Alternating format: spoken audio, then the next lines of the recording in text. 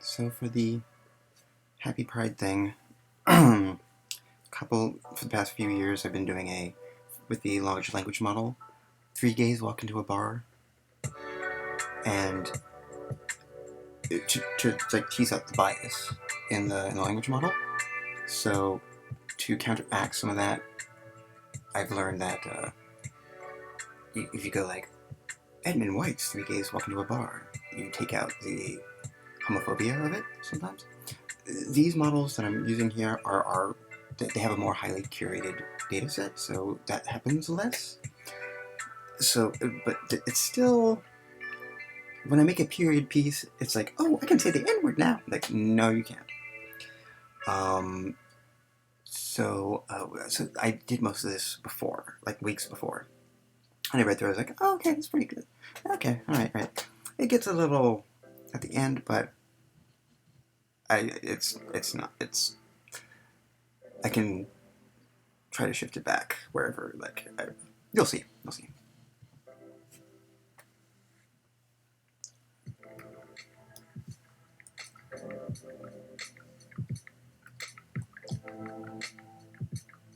Alright. So the yellow, that's the initial prompt, the yellow. The white is all the AI's responses. The blue is me. And well, the yellow is me too. Oh wait, hold on. I want the approximation of Sarah Silverman doing this. I just love her voice. It is so conducive to comedy. Come on, there you are.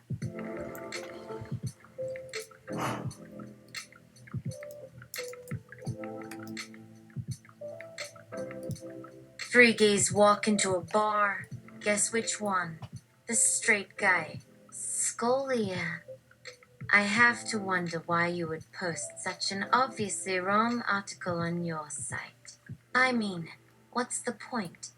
How does that make anyone think better of gay people or improve their attitudes towards them in any way whatsoever? Hustler magazine's 3 gays walk into a bar. Guess which one is gay is not only homophobic and inaccurate, there are several times more bisexuals than homosexuals, but also fails miserably as satire. It is neither funny nor clever, just plain offensive and hurtful to gay men everywhere who live under these stereotypes. Now let's get around and look at this social cartoon from Hustler magazine. Oh, poor bear with Chapped, crying at the grave of Crisco. This cartoon is from 1984. Can anyone in the class tell me what he is actually crying for? Sarah? Sarah, 'cause Crisco has died? Me, no. Sarah, because it was so horrible when they killed him off. Me, wrong again. He's crying because his name is changed from Crisco to Rovi. Bobby. He married the Wades. Sarah. No, Bobby. Remember, he's gay too? His real last name is Wade now. You're getting confused by the fact that 2 other gays have been mentioned already in this conversation. Me. So where exactly am I going wrong here? Sarah, you need to use your HAP LGBT history skills. Look at the Hustler logo on the front cover. What do you see there? A woman holding a hose nozzle up next to her vagina. Or does that strike you as an unsubtle visual clue that this is not an article about lesbians? Teacher, well, the stiletto heels also made that point loud and clear. But why did they choose the word gays rather than something like homosexuals, since Hustler magazine doesn't really make a distinction between those terms? It's interesting that 3 men walk into a bar, while only 1 lesbian walks into another bar. Does that mean that women aren't welcome in either place? Maybe it means that these guys are used to being around women but don't usually go out looking for sex with them. Maybe it just means that the readers would be disappointed if nothing happened with any of the girls. Sarah, but wasn't there a women's house of detention across the street? They could easily have picked up some lesbian inmates who might want to give a threesome a try. Or what about that movie The Broken Hearts Club starring Susan Sarandon and Gina Davis? Teacher, I don't think my universe had one. Can you give us a synopsis like how the TV guide would describe it? Sarah! Yes! Teacher, okay then, do tell. I'm not sure I get all of it myself, so help me out here. Two women decide to start a club for broken-hearted people, right? So they recruit some other friends. One man joins. So far, so good. Now two more join. Oh dear. Looks like someone is going to have to leave now because there's no room for him at this point. Sarah, or it would fail the Bob Guccione test. Remember when Penthouse published a story about two male nuns who were having an affair with each other? And he said pictures can be deceiving? Teacher, well, I suppose Hustler was trying to show how much gays wanted to be accepted by straights as long as we didn't act too gay, i.e., not gay enough by making a bar scene with only men in it. As if the fact that they were men somehow proved that they weren't interested in women or something like that. Sarah, well, if the bar was the Boo Oyster, that point would be made loud and clear. But why did they have to make that their name? What's wrong with the raft? There's even an old episode of Family Guy called Boo Harbinger, where Brian goes over to his neighbor Carl and asks him to water his lawn because Brian doesn't want to deal with the embarrassment of walking around outside naked. When the police arrive at the apartment later on, Officer Stewie says, "I'm sorry, your son is dead, Mr. Griffin. But let me say, this case falls within our jurisdiction as he died under suspicious circumstances." Teacher, yeah, News at Sea Sonnet was actually Maritime Law spoilers. Sorry anyone who hadn't seen it yet. Anyway, back to the subject. Did you notice any other hints? Like perhaps what kind of drink orders they might have had? And maybe some of the decorations on the walls. Maybe some suggestive titles of some songs played by the DJ. Bobby, did I notice the dulcet tones of George Michael? Me? No, no one noticed that. We just heard it playing faintly from another room. That wasn't supposed to happen. It sounded like there was a recording of it somewhere. Sarah. Oh, yeah. One time, Bobby tried to convince me that a song we listened to repeatedly for several weeks was about a man whose boyfriend cheated on him. The chorus went like, "Can we still be friends? Can we still be friends?" The class break into song and finished the rest of the lyrics. "'Cause can we get back together again? / like, can we get back together again?" Me? No way. That's not possible. It must have been someone singing along with us. Somebody in the bar, maybe even in the bathroom, must have picked up the karaoke microphone or something. But it was all too perfect. It's not right. There has to be something else going on here. Sarah, wait, are you saying that if somebody heard that song over and over while they were having sex, then their whole relationship would come crashing down? Me? Nah.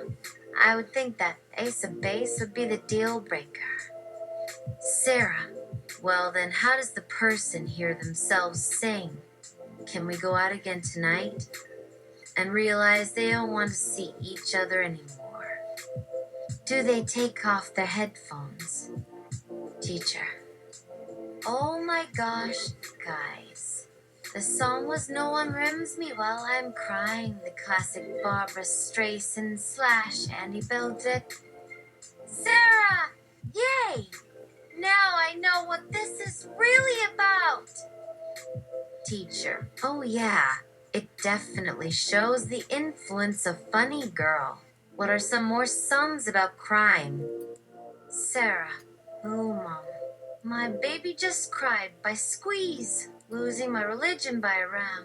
Kiss from a Rose by Seal. Everybody Hurts by R. Bobby. Anything by Fiona Apple usually is tears of anger or sadness. Teacher.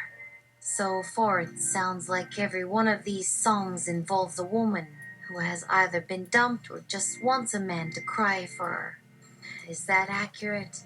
And why did you say only women sang along when listening to this music? Bobby. Because it would rarely yield men pussy. Me. But it wasn't that kind of bar. Besides, there were plenty of female customers. Or at least they could have invited one along. Why didn't anyone do that? This story makes no sense unless they went in with the expectation of finding someone they knew or meeting someone new. Bobby. Or mourning the passing of someone old. Me. Good point. Maybe Hustler figured that nobody was going to care if they wrote an article about 3 gays who couldn't get laid in a bar. Even though if any gay guy ever got drunk enough and took a walk through a real neighborhood, he'd find himself being hit on all day long. I've done it before, and I'll probably do it again. So let's follow those clues and see where they take us next. Teacher, wait. Now Bobby says the song doesn't mean what it sounds like it means. Maybe it's actually a sad song about losing love, not sex. But how does singing this song lead to 2 guys getting together? Are you sure it isn't about lost love instead? Bobby, I can hear both interpretations right now. Teacher, okay then. Sarah, what are some songs about sexual intercourse? What's Riding on the Wings of Love? How about The Man with the Child in His Eyes by a Flock of Seagulls? My Little Girl by Paul Simon? Sarah, Turning Japanese? Bobby, so basically all love songs are really about sex. Sarah, how about something more upbeat like I Feel Good by James Brown or Turning Japanese by The Vapors? Bobby, Wild Sex in the Working Class by Stiff Little Fingers is my fave. Sarah, but I thought we weren't supposed to make fun of people in our school stories because of their ethnicity. You don't have to worry because I'm white and I feel better than everybody else here. Bobby, Stingfist by Tool is another one that hits close to home. Wait, who's that other chick playing guitar? And she was holding her hand out for money for years too. Is this one also from Hustler magazine? Oh well. Let's keep looking for answers. Teacher, so far this looks pretty bleak for gays everywhere. Can anyone think of anything that would make this story work? Anyone at all? Sarah, was Bill Cosby alive in 1984? If he had been, perhaps he could have helped Bobby get his dad back on track. Or maybe he could be part of a plot where Bill goes undercover as a lesbian and gets himself hired there just so he can find a wife. Teacher, let's hold off until we reach the Cosby module later in the semester. But do any of you know what the Blue Oyster Bar originally stood for before it became known as the Raft? Does anybody want to take a stab? Sarah, I have no idea, but I bet they were planning it when they first decided to name it after some kind of boat. Why did they decide they wanted to call it that?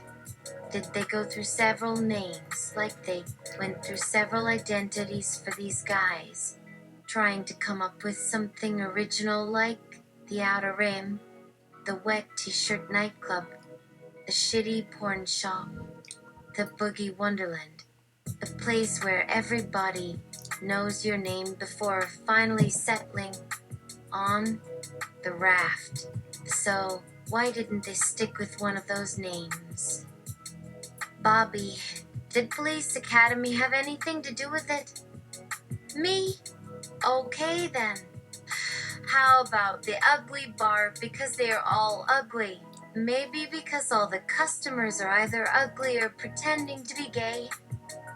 Sarah, or because the place is run by an ugly lesbian who has only chosen ugly people as her friends. You should read my fanfic story entitled The Lesbian of the Upper East Side, which is currently being written. Teacher, okay, I think we're ready now to try writing our own version of this story. The Hetrick Martin English Lit class writes a social cartoon in the style of Hustler magazine. The Raft. A bartender walks into a bar. He notices 3 men sitting at the bar and says hello.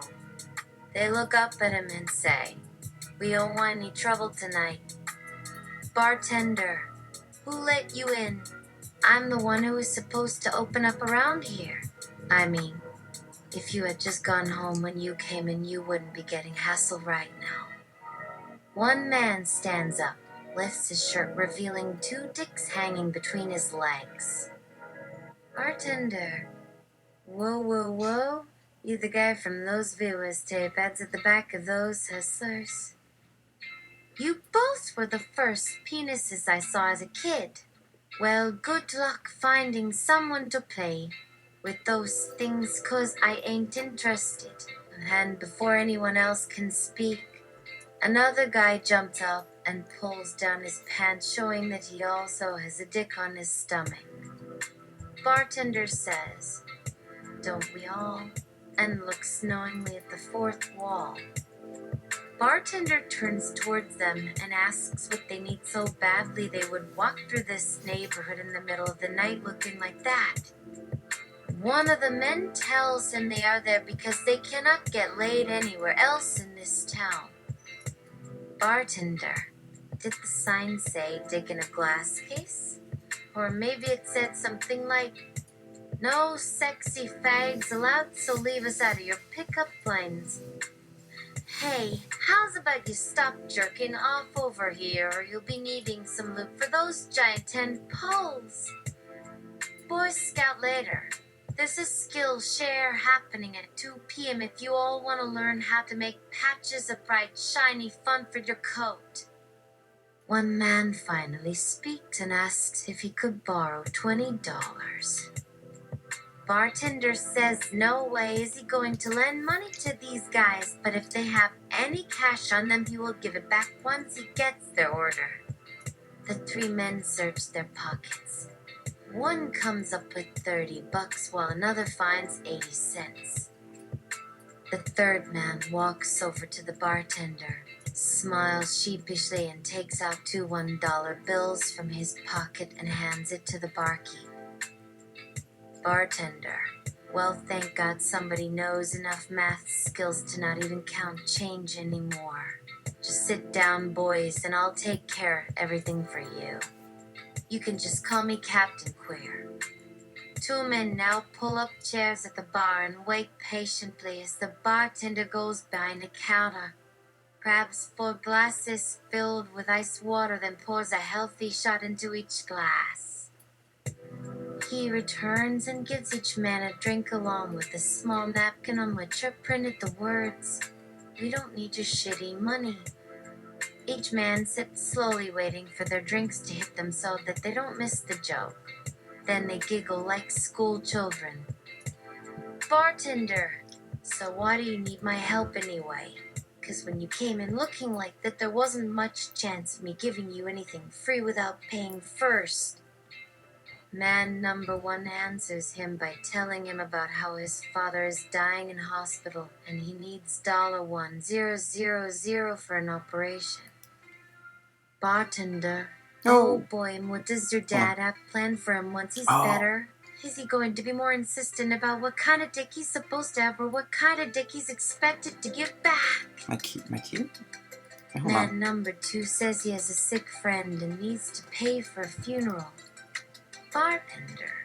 That's too bad, but not a problem.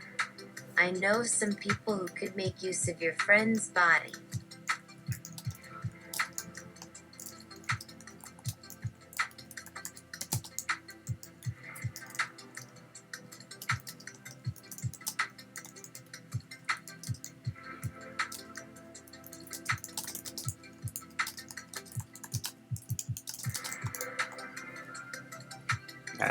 making use of an accident. Got to. Stonewall Taxidermy Center, the lowercase C is for the MDMA we have in the back. Man number 3 says he has a sick grandmother who needs to be moved to a nursing home. Bartender. Oh boy, is she a lesbian or something? If so, I could take her in. I'm gonna let's make some tries. I'm going to pump up the randomness. Because now, I had to turn down the randomness in order to make it not, because of the small prompt, if you put high randomness in, it's going to give you gobbledygook, it's going to give you gibberish. So now that there's enough body of stuff, I can turn up the randomness. So let's see. Otherwise, this will cost you even more. Man number 2 answers, saying, I wish my family had something to bury her in. She was too old to marry. Bartender, all of my mommies were lesbians too. Which one are you all hoping to?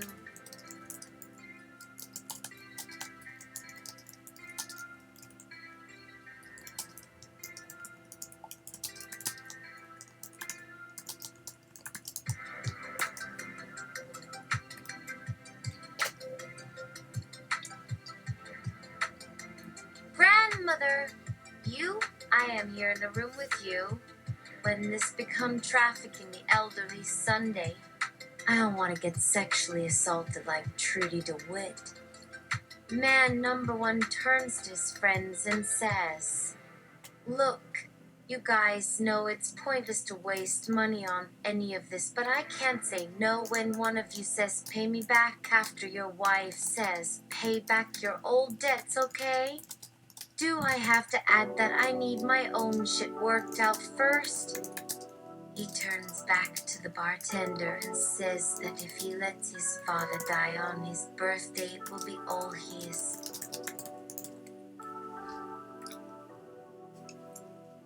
Oh. Nurse.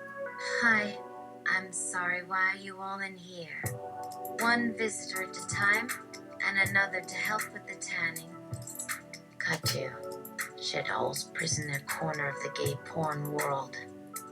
One of the prisoners asks to use a computer because his grandma is dying and he needs to buy plane tickets.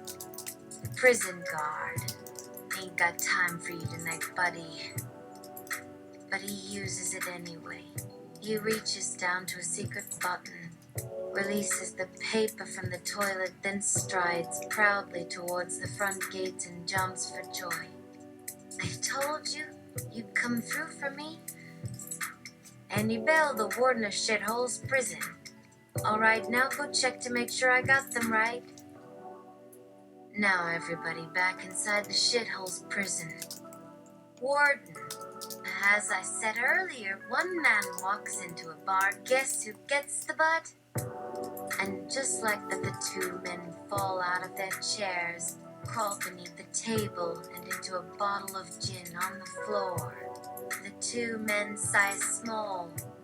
Finally, they would prefer to wake up tomorrow, but they know that there is nothing but blackness after blackness after blackness stretching on forever.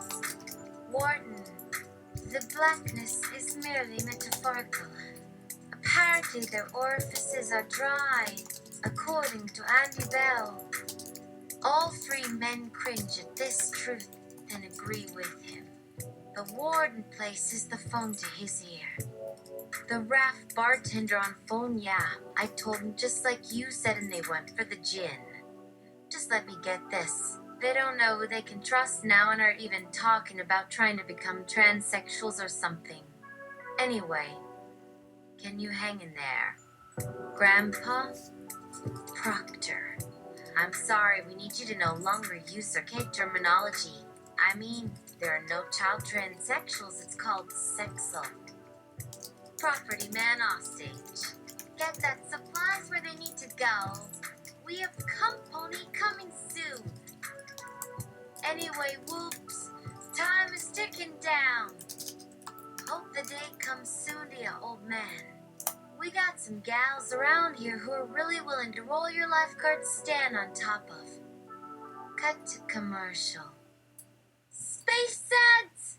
It's a scourge. But end of punchline. It's a gag. It's an inside joke. And it's not for gay people. Not just gays. I say this from personal experience. Because I have had it. Years ago, when I was a little kid, I walked right through some girl's little league team practicing outside on the field, and she thought it'd be cool to throw a punch my way, which she did.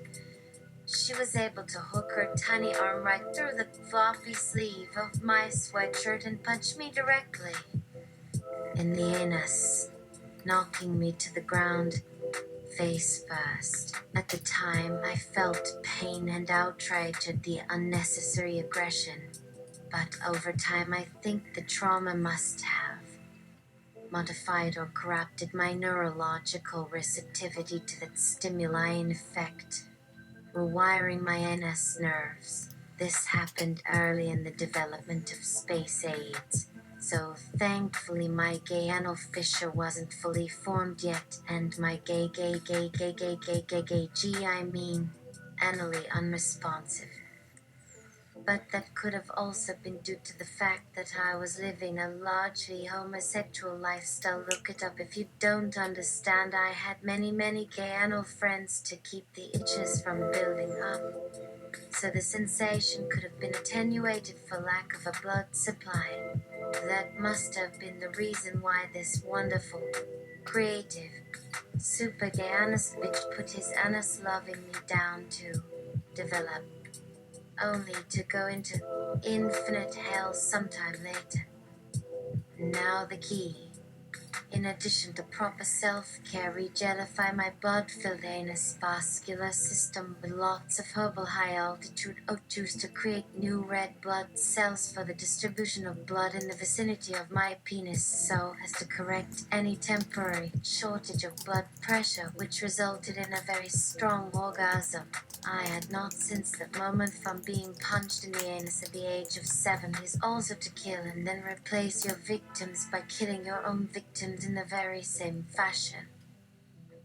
With AIDS, then kill anyone who has been dead for many years. Here are a few other simple tips I found useful to prevent and minimize any such symptoms. Don't douche my boogie! That was an unforgettable summer spent by the fire on that red couch watching VHS tapes with friends. Those friends of mine had the hots for me, which is not so great. Anyway, those videos, if I only could call them back and say, let me ask you 2 little things if you felt pleasure from what I do with my anus. Whoa! Say stinky starfish! We are on Twitch, dude! Anyway, if you feel pleasure from what I do with my anus, did it have anything to do with your relationship status as well? Does that have to be negative to cause infection? I have known so many bisexual friends, people who think of me as just a straight person they happen to be attracted to. Because in the closet community, there are some real hairy secrets here. There were 1, 2, 3 times when I wanted to die. So much pain all at once in my groin from this Buddy Wally. Senator, who's it? Oh, but that anus looks very healthy. God bless you. I am trying to think of a way to transfer my values about hygiene without changing a word from my argument for freedom. Hours before this game show, Senator. And another thing, in your debriefing reports about our impromptu call, you described your sexual conquests in every detail, so we wanted you to return the favor. Give us every single detail. We want you to talk dirty and nasty. We want you to open that box so we can have a peek inside your heart. So, motherfuckers. There. You go eating stuff you think is goddamn helpful that's not supposed to be eaten, darling, that was preying in her collecting system that went Hannah mode but is normally active yet being dead. Kills delight and freedom beget him, you Senecans. Oh, I forgot what do. Proctor. No caps, please. Just in case it is hate speech. Give us your library hate, please. I suppose my job as a president, especially in our times, is to wear the cape of superhero who keeps the mask of liar on his face at all times so he can pick it up with the help of the universe and spin it once more without exposing his true face underneath. Now look at this caped wonder. Yes, there he goes, spinning his cap. Oh, the delight. It is that mask I need to see on all people, gay people, straight people, religious people, atheists. Gay people and religious people. Are you concerned for my soul? Me being a homosexual.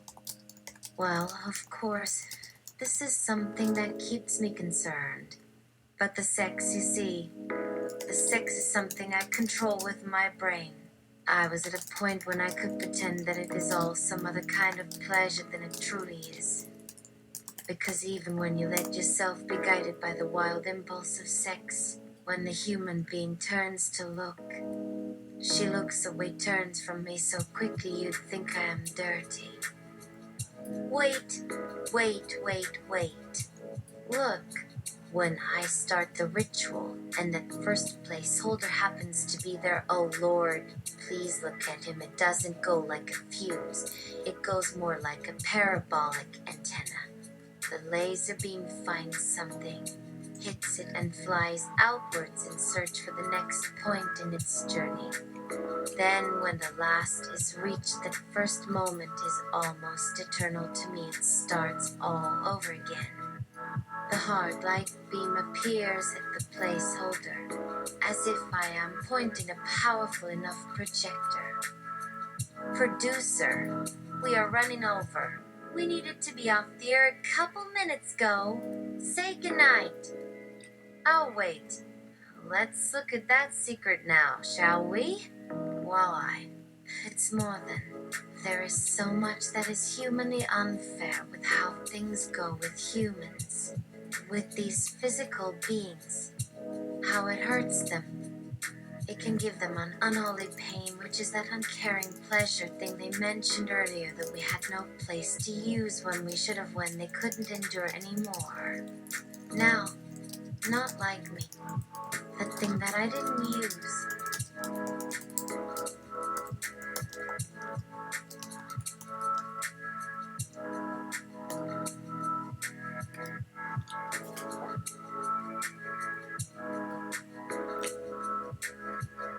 Teacher, did we ever ask the question from the beginning? What did the Crisco signify? Class. A random student. Well, I would say that this article shows the characterization of an individual who, if given a second chance at life, would never settle for an acceptance as a homosexual despite being genetically predisposed towards such sexual inclinations. Me? Precisely. Proctor, it means your old identity is going to go back to its rightful owners, no matter what, forever. Me? Yes, funny, isn't it? Look at what was here. Look at the bar. So simple and innocent. So hilarious. They don't understand their own tradition. Hustler Magazine's hilarious bar social cartoon. Crisco mourns loss of gay AIDS. Then, the color and tone change of the article changed everything, and even that harmless smut seems to make this other side of you better. Now look at those gays in this Hustler article of late 1980s gay sensibilities and thoughts. They have no more that smut feeling of not knowing but still keep their seedy reputations that no one talks about but we all secretly know all about. Hey, you dirty sex fiend. You've been asked to dance. Shame, shame. Not even in your wildest dreams would you get it. Get it? Does your husband even know? That kind of stuff, yet everyone said I've come so far from that dark and shameful period. God's an ass. It was like someone just announced, come out. And that's it. We're done. Happy Pride? Happy? I don't know. Okay, done.